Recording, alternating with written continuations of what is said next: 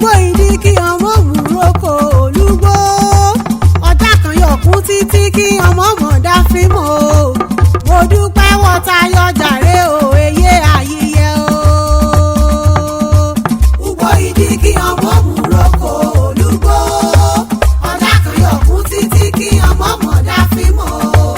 Mo dúpẹ́ wọ́n tayọ jàre o, èyí àyíyẹ o.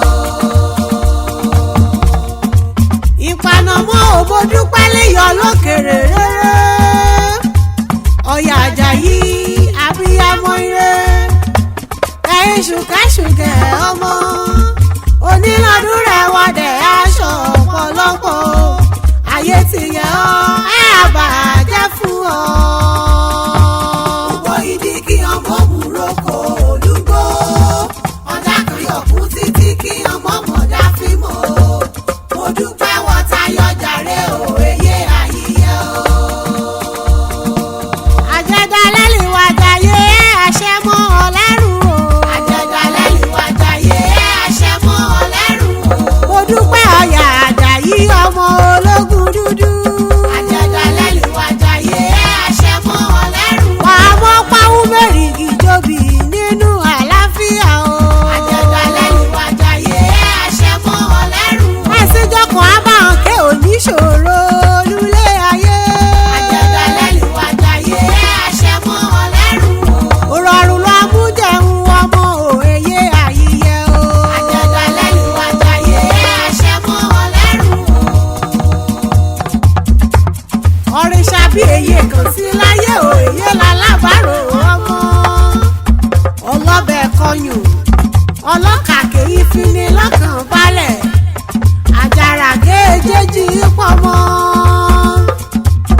Mo dúpẹ́ Ọ̀yà Àjàyí kí ọ̀nìyàn dẹ̀ mọ̀ sí ìyá òtíkó. Wọ́n lílo ní òṣèré kó ayọ̀ ṣẹ̀ṣẹ̀ o. Òní ìjọ́ keje oṣù kẹfà ọdún 2026 nípé 50 ọdún géré kò délé ayé o. Ìyàn mọ̀rẹ́ líran mi ábẹ́ ò mẹ́kàn ṣàgédé á. Bámidélé àti Tèmilolúwa Àjàyí.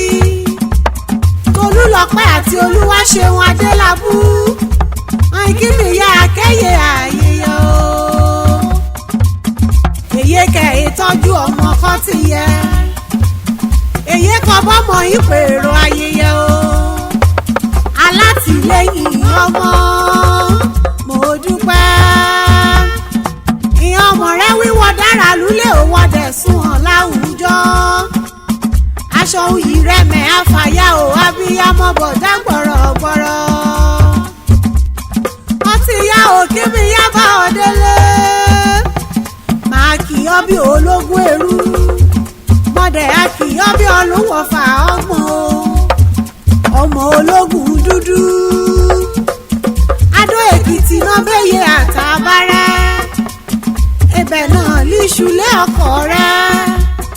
Eruku lẹ̀lẹ̀ ọmọ Adó ti dé o. Kí mo bá yà sákàwulé àbárẹ́ lókè àgẹ̀. Wọ́n lọ́mọ olókè àgẹ̀ Adigba oṣù tọrẹ. Òkè àgẹ̀ lulẹ̀ oṣù mọ́ mẹ́rùnra yúbẹ̀ torí kú oṣù mọ́ bàátà tara.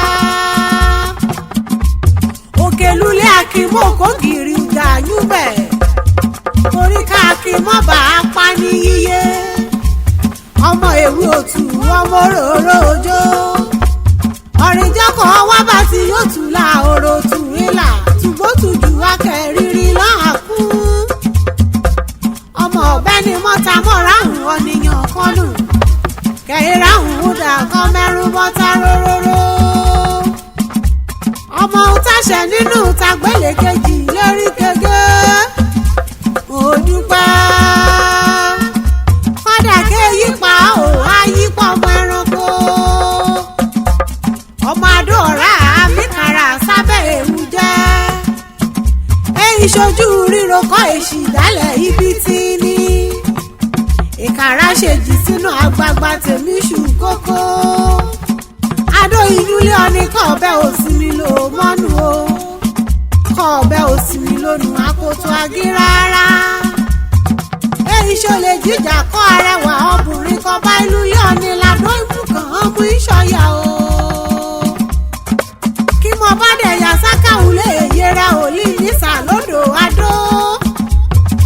Òkè-Nísà ibi kèé ó ṣọ̀pọ̀ sí.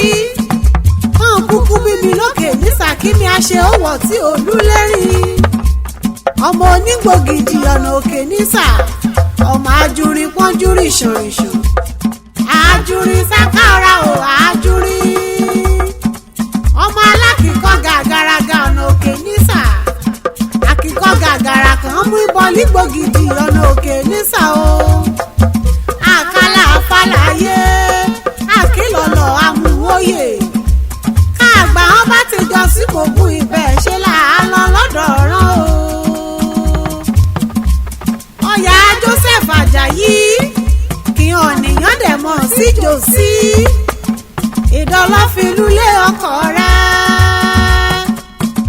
Ọmọ Ìdọ̀lọ́fin lọ́jẹ̀ aṣíyọrọ òṣùwọ̀n.